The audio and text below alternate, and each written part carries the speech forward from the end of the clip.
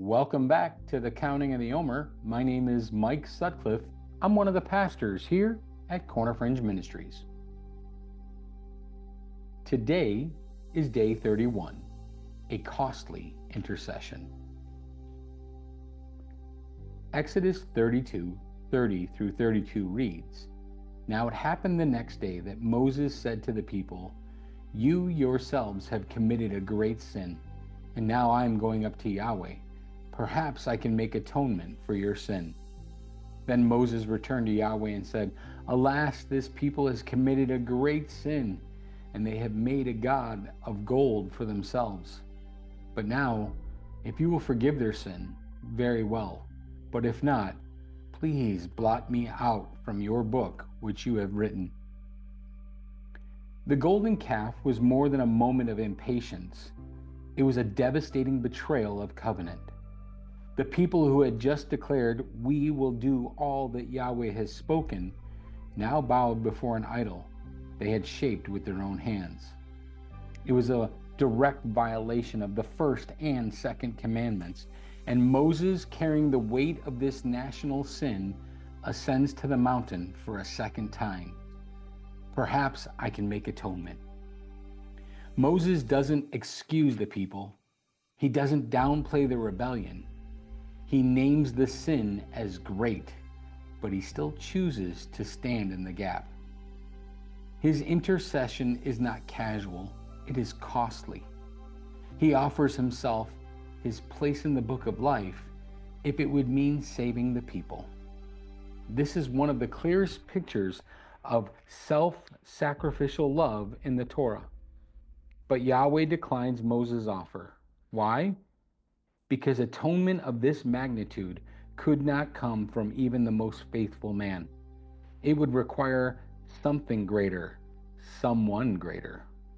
This moment becomes prophetic. It prepares us for the one who would stand in the gap, not symbolically, but fully, not just in prayer, but in blood. Yeshua, the sinless mediator, would not only plead for mercy, he would become the atonement. His intercession is not theoretical, it's eternal. It is finished. And because of him, the fire of God's holiness no longer consumes us, it refines us. What Moses did on the mountain speaks to the very heart of God. He stood in the breach, not because he was guiltless, but because he was willing to be erased if it meant mercy for the people. This is what love does. It carries the burdens of others. It enters into their pain.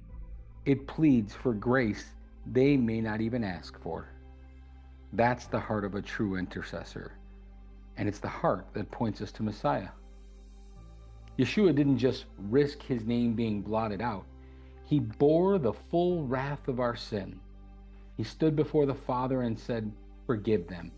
And then he died to secure that forgiveness. He was pierced so we could be pardoned, blotted out so we could be written in. But don't miss the invitation in this story. We're not just recipients of mercy, we are called to carry it for others. The more we understand the weight of Yeshua's intercession for us, the more we are compelled to pray for, serve, and forgive those around us. Think of someone who has failed, someone who doesn't deserve it, someone who may not even ask for it. Can you stand in the gap for them? Can you bring their name before the Father, not in judgment, but in hope? That's what covenant community looks like. We don't leave the fallen behind, we carry them to the throne of grace.